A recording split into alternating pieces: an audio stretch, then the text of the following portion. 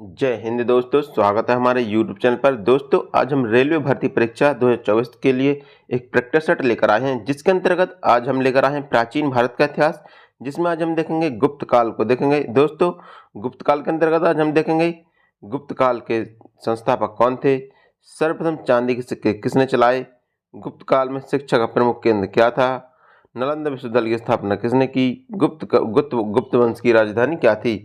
दोस्तों, ये सभी प्रश्न आपकी आगामी परीक्षा railway, RPF, NTPC, loco pilot, technician या अन्य सभी परीक्षाओं के लिए अति महत्वपूर्ण होंगे।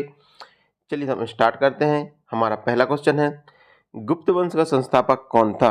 दोस्तों, इसे पूछा गया है कि गुप्त वंश का संस्थापक कौन था। तो गुप्त वंश का संस्थापक श्रीगुप्त थे। कौन थे? श्रीगुप्त थे। तो इसका राइट आंसर ऑप्शन सी होगा। हमारा अगला क्वेश्चन है, गुप्त किसके सामंत थे। इसे पूछा गया कि गुप्त किसके सामंत थे। तो गुप्त थे कुषाणों के सामंत थे। किसके? कुषाणों के सामंत थे। तो इसका राइट आंसर ऑप्शन बी होगा। हमारा अगला क्वेश्चन है, गुप्त वंश के किस शासक ने सर्वप्रथम महाधिराज की उपाधि धारण की थी। इसे पूछा गया कि गुप्त वंश के किस शासक ने सर्वप्रथम महाराजा अधिराज की उपाधि धारण की थी। तो गुप्त वंश के चंद्रगुप्त प्रथम ने महाराजा अधिराज की उपाधि धारण की थी। तो इसका राइट आंसर ऑप्शन बी होगा। हमारा अगला क्वेश्चन है, गुप्त शासन के दौरान निम्नलिखित में से ऐसा कौन सा व्यक्ति था जो एक महान खगोल वैज्ञानिक और गणितज्ञ थे। इसे पूछा गया, गुप्त शासन के दौरान ऐसा व्यक्ति कौन था जो एक महान वैज्ञानिक और खगोल व्यक्ति थे। तो उस समय आर्यभट्ट थे जो गुप्त शासन के समकालीन थे, जो एक महान वैज्ञानिक और खगोल व्यक्ति थे। तो इसका राइट आंसर ऑप्शन सी होगा। हमारा अगला क्वेश्चन है, गुप्त शासकों की सरकारी दरबारी भाषा थी। इसे पूछा गया, गुप्त शासकों की सरकारी दरबारी भाषा क्या थी। तो गुप्त शासकों की सरकारी दरबारी भाषा संस्कृत थी। क्या थी? संस्कृत थी। तो इसका राइट आंसर ऑप्शन डी होगा। हमारा अगला क्वेश्चन है, गुप्त वंश का वह राजा कौन था जिसने हूणों को भारत पर आक्रमण करने से रोका। इसे पूछा गया, गुप्त वंश का वह राजा कौन था जिसने हूणों को भारत पर आक्रमण करने से रोका। तो स्कंदगुप्त ने हूणों को भारत पर आक्रमण करने से रोका। तो इसका राइट आंसर ऑप्शन सी होगा। हमारा अगला क्वेश्चन है, गुप्त राजवंश किस लिए प्रसिद्ध था। इसे पूछा गया कि गुप्त राजवंश किसके लिए प्रसिद्ध था। तो गुप्त राजवंश कला एवं साहित्य के लिए प्रसिद्ध था। तो इसका राइट आंसर ऑप्शन ए होगा।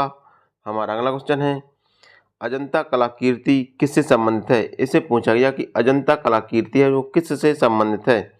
तो अजंता कलाकीर्ति गुप्त शासन काल से संबंधित है। तो इसका राइट आंसर ऑप्शन डी होगा। हमारा अगला क्वेश्चन है, कुछ विद्वानों के अनुसार कवि कालिदास किसके दरबारी राजकवि थे। इसे पूछा गया कि कुछ विद्वानों के अनुसार कवि कालिदास किसके राजकवि थे। इसे पूछा गया कि जो कालिदास थे वो किसके राजकवि थे। तो कालिदास थे वो चंद्रगुप्त द्वितीय विक्रमादित्य के राजकवि थे। किसके? चंद्रगुप्त द्वितीय विक्रमादित्य के राजकवि थे। तो इसका राइट आंसर ऑप्शन सी होगा। हमारा अगला क्वेश्चन है, अजंता चित्रकारी का विषय वस्तु निम्नलिखित में से किससे संबंधित है। इसे पूछा गया कि अजंता चित्रकारी का विषय वस्तु है वो किससे संबंधित है। तो अजंता चित्रकारी का विषय वस्तु है जो बौद्ध मत से संबंधित है। किससे? बौद्ध मत से संबंधित है। तो इसका राइट आंसर ऑप्शन बी होगा। हमारा अगला क्वेश्चन है, उत्तर गुप्त युग में जो विश्वविद्यालय प्रसिद्ध हुआ वह था। इसे पूछा गया कि उत्तर गुप्त युग में कौन सा विश्वविद्यालय प्रसिद्ध हुआ था। तो उत्तर गुप्त युग में नालंदा विश्वविद्यालय था जो प्रसिद्ध हुआ था। तो इसका राइट आंसर ऑप्शन सी होगा। हमारा अगला क्वेश्चन है, एरन अभिलेख का संबंध किस शासक से है। इसे पूछा गया कि एरन अभिलेख है जो, दोस्तों यहाँ पर एरन होगा, एरन अभिलेख का संबंध किस शासक से है। तो एरन अभिलेख का संबंध भानुगुप्त से है। किससे? भानुगुप्त से है। तो इसका राइट आंसर ऑप्शन डी होगा। हमारा अगला क्वेश्चन है, फाह्यान किसके शासनकाल में भारत आया था। इसे पूछा गया कि फाह्यान था वो किसके शासनकाल में भारत आया था। तो फाह्यान चंद्रगुप्त द्वितीय के शासनकाल में भारत आया था। तो इसका राइट आंसर ऑप्शन सी होगा। हमारा अगला क्वेश्चन है, भारतीय संस्कृति का स्वर्ण युग कहा जाता था। इसे पूछा गया कि भारतीय संस्कृति का स्वर्ण युग किस काल को कहा जाता था। तो भारतीय संस्कृति का स्वर्ण युग गुप्त काल को कहा जाता था। तो इसका राइट आंसर ऑप्शन डी होगा। हमारा अगला क्वेश्चन है, फाह्यान कहाँ का निवासी था। इसे पूछा गया कि फाह्यान था वो कहाँ का निवासी था। तो फाह्यान एक चीन का निवासी था। कहाँ का? चीन का निवासी था। तो इसका राइट आंसर ऑप्शन सी होगा। हमारा अगला क्वेश्चन है, सेतुबंध का रचनाकार पृषरसेन द्वितीय किस वंश का शासक था। इसे पूछा गया कि प्रसवसेन द्वितीय था किस वंश का शासक था? तो प्रसवसेन द्वितीय था वो वाकटाक वंश का शासक था। किसका? वाकटाक वंश का शासक था। तो इसका राइट आंसर ऑप्शन सी होगा।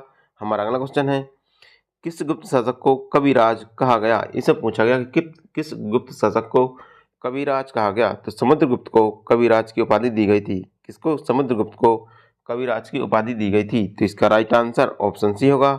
हमारा अगला क्वेश्चन है, मंदिर निर्माण कला का जन्म सर्वप्रथम कब हुआ? इसे पूछा गया कि मंदिर निर्माण कला का जन्म सर्वप्रथम कब हुआ था? तो मंदिर निर्माण कला का जन्म गुप्त काल में हुआ। कब हुआ? गुप्त काल में हुआ। तो इसका राइट आंसर ऑप्शन बी होगा। हमारा अगला क्वेश्चन है, गुप्त काल में सर्वाधिक लोकप्रिय देवता कौन थे? इसे पूछा गया कि गुप्त काल में सर्वाधिक लोकप्रिय देवता कौन थे? तो गुप्त काल में सर्वाधिक लोकप्रिय देवता विष्णु थे। कौन थे? भगवान विष्णु थे जो गुप्त काल में सर्वाधिक लोकप्रिय देवता थे। तो इसका राइट आंसर ऑप्शन बी होगा।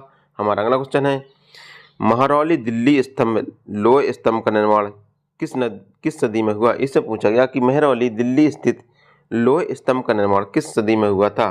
तो दिल्ली स्थित महरौली लोह स्तंभ का निर्माण चौथी सदी में हुआ था। किसमें? चौथी सदी में हुआ था, चतुर्थ सदी में हुआ था। तो इसका राइट आंसर ऑप्शन ए होगा। हमारा अगला क्वेश्चन है, फाहियान और ह्वेनसांग ने क्रमशः किस राजाओं को देखा? इसे पूछा गया कि फाहियान और ह्वेनसांग ने किन किन राजाओं के राज्य को देखा? तो फाहियान और ह्वेनसांग ने चंद्रगुप्त विक्रमादित्य और हर्षवर्धन के शासनकाल को क्रमशः देखा। चंद्रगुप्त विक्रमादित्य और हर्षवर्धन के शासनकाल को क्रमशः देखा। तो इसका राइट आंसर ऑप्शन डी होगा। हमारा अगला क्वेश्चन है, गुप्तकालीन शासन प्रणाली किस प्रकार की थी? इसे पूछा गया कि गुप्तकालीन शासन प्रणाली किस प्रकार की थी? तो गुप्तकालीन शासन प्रणाली एक राजतंत्रात्मक शासन प्रणाली थी। कैसी?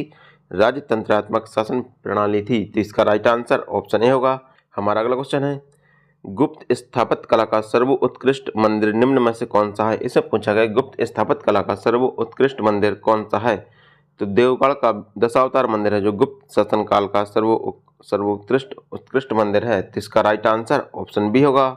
हमारा अगला क्वेश्चन है, अमरकोश के लेखक अमर सिंह किस शासक के दरबार से जुड़े थे? इससे पूछा गया कि अमरकोश के लेखक अमर सिंह थे वो किस शासक के दरबार से जुड़े थे? तो अमरकोश के लेखक अमर सिंह थे वो चंद्रगुप्त द्वितीय के दरबार से जुड़े थे। तो इसका राइट आंसर ऑप्शन डी होगा। हमारा अगला क्वेश्चन है, गुप्त संवत 319 से 320 को प्रारंभ करने का श्रेय किसे दिया जाता है? इसे पूछा गया कि गुप्त संवत प्रारंभ करने का श्रेय किसे दिया जाता है? तो गुप्त संवत का प्रारंभ चंद्रगुप्त प्रथम के द्वारा किया गया। तो इसका राइट आंसर ऑप्शन ए होगा। हमारा अगला क्वेश्चन है, प्रयाग प्रकाशित अभिलेख का लेखक हरिसेन किस शासक का दरबारी कवि था? इसे पूछा गया कि प्रयाग प्रकाशित अभिलेख का लेखक हरिसेन था वो किस शासक का दरबारी कवि था? तो हरिसेन था वो समुद्रगुप्त का दरबारी कवि था। किसका? समुद्रगुप्त का दरबारी कवि था। तो इसका राइट आंसर ऑप्शन सी होगा। हमारा अगला क्वेश्चन है,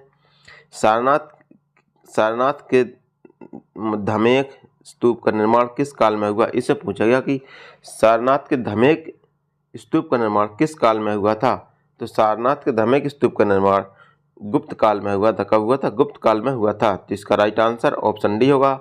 हमारा अगला क्वेश्चन है, गुप्त काल में सोने की मुद्राओं को कहा जाता था। इससे पूछा गया कि गुप्त काल में सोने की मुद्राओं को क्या कहा जाता था? तो गुप्त काल में सोने की मुद्राओं को दीनार कहते थे। क्या? दीनार कहते थे। तो इसका राइट आंसर ऑप्शन ए होगा। हमारा अगला क्वेश्चन है, कुमार संभव महाकाव्य किस कवि ने लिखा? इससे पूछा गया कि कुमार संभव महाकाव्य जो किस कवि के द्वारा लिखा गया है? तो कुमार संभव महाकाव्य जो कालिदास के द्वारा लिखा गया एक प्रमुख महाकाव्य है। तो इसका राइट आंसर ऑप्शन डी होगा। हमारा अगला क्वेश्चन है, नालंदा विश्वविद्यालय की स्थापना किस युग में हुई? इसे पूछा गया कि नालंदा विश्वविद्यालय की स्थापना किस युग में हुई थी? तो नालंदा विश्वविद्यालय की स्थापना गुप्त काल में हुई थी। गुप्त काल में हुई थी। तो इसका राइट आंसर ऑप्शन सी होगा। हमारा अगला क्वेश्चन है, नगरों का क्रमिक पतन किस काल की एक महत्वपूर्ण विशेषता थी? इसे पूछा गया कि नगरों का क्रमिक पतन किस काल की एक महत्वपूर्ण विशेषता थी? तो नगरों का क्रमिक पतन गुप्त काल की एक महत्वपूर्ण विशेषता थी। किस काल की? गुप्त काल की एक महत्वपूर्ण विशेषता थी। इसका राइट आंसर ऑप्शन ए होगा। हमारा अगला क्वेश्चन है, किस वंश के शासकों ने मंदिर एवं ब्राह्मणों को सबसे अधिक गांव दान में दिए? इसे पूछा गया कि किस वंश के शासकों ने सर्वाधिक मंदिर और ब्राह्मणों को सर्वाधिक गांव दान में दिए? तो गुप्त वंश के शासकों ने सर्वाधिक मंदिर और गांव हैं जो ब्राह्मणों को दान में दिए। तो इसका राइट आंसर ऑप्शन ए होगा। हमारा अगला क्वेश्चन है, कालिदास द्वारा रचित मालविकाग्निमित्रम नाटक का नायक था। इसमें पूछा गया कि कालिदास के द्वारा जो नाटक लिखा गया मालविकाग्निमित्रम, उसका नायक कौन था। तो उसका नायक अग्निमित्र था। कौन था? अग्निमित्र था। तो इसका राइट आंसर ऑप्शन सी होगा। हमारा अगला क्वेश्चन है, समुद्रगुप्त के सैनिक उपलब्धियों का वर्णन उसके किस अभिलेख में है। इसे पूछा गया कि समुद्रगुप्त की सैनिक उपलब्धियों का वर्णन है उसके किस अभिलेख में है। तो समुद्रगुप्त की सैनिक उपलब्धियों का वर्णन उसके प्रयाग प्रकाशित अभिलेख में है। तो इसका राइट आंसर ऑप्शन डी होगा। हमारा अगला क्वेश्चन है, निम्न में से किस काल में स्त्रियों को पुरुषों से बराबरी थी। इसमें पूछा गया कि किस काल में स्त्रियों की पुरुषों से बराबरी थी। तो गुप्त काल में स्त्रियों की पुरुषों से बराबरी थी। किस काल में? गुप्त काल में स्त्रियों की पुरुषों से बराबरी थी। तो इसका राइट आंसर ऑप्शन ए होगा। हमारा अगला क्वेश्चन है, कौन सा राजवंश हूणों के आक्रमण से अत्यंत विचलित हुआ। इसमें पूछा गया कि कौन सा राजवंश था जो हूणों के आक्रमण से अत्यधिक विचलित हुआ था। तो गुप्त काल था जो हूणों के आक्रमण से अत्यधिक विचलित हुआ था। तो इसका राइट आंसर ऑप्शन सी होगा।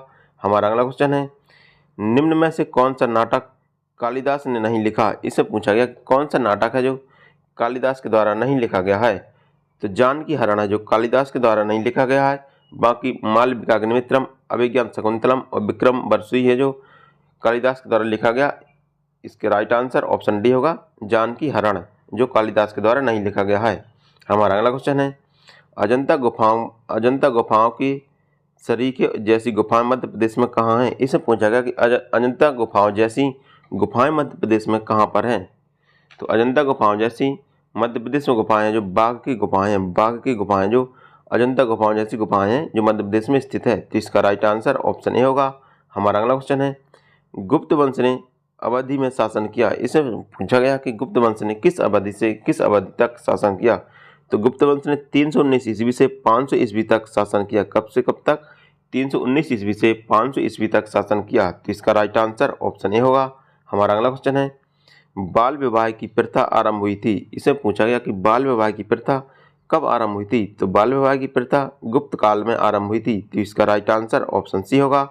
हमारा अगला क्वेश्चन है, सोने के सर्वाधिक सिक्के किस काल में जारी किए गए। इसे पूछा गया कि सोने के सर्वाधिक सिक्के किस काल में जारी किए गए थे। तो सोने के सर्वाधिक सिक्के गुप्त काल में जारी किए गए थे। तो इसका राइट आंसर ऑप्शन बी होगा। हमारा अगला क्वेश्चन है, यूरोपीय भाषा में अनुवादित प्रथम भारतीय ग्रंथ कौन था। इसमें पूछा गया कि यूरोपीय भाषा में अनुवादित प्रथम भारतीय ग्रंथ कौन था। तो यूरोपीय भाषा में अनुवादित प्रथम भारतीय ग्रंथ अभिज्ञान शकुंतलम था। कौन था? अभिज्ञान शकुंतलम था। तो इसका राइट आंसर ऑप्शन बी होगा। हमारा अगला क्वेश्चन है, सती प्रथा का पहला उल्लेख कहाँ मिलता है। इसमें पूछा गया कि सती प्रथा का पहला उल्लेख कहाँ मिलता है। तो सती प्रथा का पहला उल्लेख भानुगुप्त के ऐरण अभिलेख में मिलता है। किसमें? भानुगुप्त के ऐरण अभिलेख में मिलता है। तो इसका राइट आंसर ऑप्शन सी होगा। हमारा अगला क्वेश्चन है, गुप्तकालीन सिक्कों का सबसे बड़ा ढेर कहाँ से प्राप्त हुआ। इससे पूछा गया कि गुप्तकालीन सिक्कों का सबसे बड़ा ढेर कहाँ से प्राप्त हुआ है। तो गुप्तकालीन सिक्कों का सबसे बड़ा ढेर बयाना भरतपुर से प्राप्त हुआ। कहाँ से? बयाना भरतपुर से प्राप्त हुआ है। तो इसका राइट आंसर ऑप्शन ए होगा। हमारा अगला क्वेश्चन है, किस गुप्त शासक को नालंदा विश्वविद्यालय का संस्थापक माना जाता है। इससे पूछा गया किस गुप्त शासक को नालंदा विश्वविद्यालय का संस्थापक माना जाता है। तो नालंदा विश्वविद्यालय का संस्थापक कुमारगुप्त प्रथम को माना जाता है। किसको? कुमारगुप्त प्रथम ने नालंदा विश्वविद्यालय की स्थापना की थी। तो इसका राइट आंसर ऑप्शन ए होगा। हमारा अगला क्वेश्चन है, गुप्त काल में उत्तर भारतीय व्यापार निम्नलिखित किस एक पत्तन से संचालित होता था। इससे पूछा गया कि गुप्त काल में उत्तर भारतीय व्यापार निम्नलिखित में से किस एक पत्तन से संचालित होता था। तो ताम्रलिप्ति से संचालित होता था। कहाँ से? ताम्रलिप्ति से संचालित होता था। तो इसका राइट आंसर ऑप्शन ए होगा। हमारा अगला क्वेश्चन है, गुप्त शासकों द्वारा जारी किए गए चांदी के सिक्के कहलाते थे। इससे पूछा गया कि गुप्त शासकों द्वारा जारी किए गए चांदी के सिक्के क्या कहलाते थे। तो गुप्त शासकों द्वारा जारी किए गए चांदी के सिक्के रूपक कहलाते थे। क्या कहलाते थे? रूपक कहलाते थे। तो इसका राइट आंसर ऑप्शन ए होगा। हमारा अगला क्वेश्चन है, चंद्रगुप्त द्वितीय के काल में विद्या, कला और साहित्य का महान केंद्र कौन सा था। इससे पूछा गया कि चंद्रगुप्त द्वितीय के काल में विद्या, कला और साहित्य का महान केंद्र कौन था। तो चंद्रगुप्त द्वितीय के काल में विद्या कला और साहित्य का महान केंद्र उज्जैन था। क्या था? उज्जैन था। तो इसका राइट आंसर ऑप्शन सी होगा। हमारा अगला क्वेश्चन है, वर्तमान गणित में दशमलव प्रणाली आविष्कार का श्रेय निम्न में से किस युग का है? इसमें से पूछा गया कि वर्तमान गणित में दशमलव प्रणाली का आविष्कार का श्रेय निम्न में से किस युग को है? तो किस युग को है? गुप्त वंश को है। दशमलव प्रणाली का आविष्कार गुप्त वंश के शासनकाल में किया गया था। तो इसका राइट आंसर ऑप्शन बी होगा। हमारा अगला क्वेश्चन है, चांदी। दोस्तों यहाँ पर तांबा होगा कि तांबे के सिक्के जारी करने वाला पहला गुप्त शासक कौन था? दोस्तों यहाँ पर तांबा होगा क्योंकि यहाँ पर टाइपिंग मिस्टेक हो गई है। तो तांबे के सिक्के जारी करने वाला पहला गुप्त शासक कौन था? तो दोस्तों यहाँ ऑप्शन में भी मिस्टेक है, ये क्योंकि क्वेश्चन ही गलत हो गया है। तो तांबे के सिक्के जारी करने वाला पहला गुप्त शासक रामगुप्त था। कौन था? रामगुप्त था। इस प्रकार इसका राइट आंसर रामगुप्त होगा। हमारा अगला क्वेश्चन है, परम भागवत उपाधि धारण करने वाला पहला गुप्त शासक था। इसमें पूछा गया कि परम भागवत की उपाधि धारण करने वाला पहला गुप्त शासक कौन था? तो परम भागवत की उपाधि धारण करने वाला पहला गुप्त शासक समुद्रगुप्त था। कौन था? समुद्रगुप्त था। तो इसका राइट आंसर ऑप्शन सी होगा। हमारा अगला क्वेश्चन है, रेशम बुनकरों की श्रेणी की जानकारी निम्नलिखित किस शिलालेख से मिलती है? इसमें पूछा गया कि रेशम बुनकरों के श्रेणी की जानकारी निम्नलिखित में से किस शिलालेख से मिलती है? तो रेशम बुनकरों के श्रेणी की जानकारी दासपुर शिलालेख से मिलती है। किससे? दासपुर शिलालेख से मिलती है। तो इसका राइट आंसर ऑप्शन ए होगा।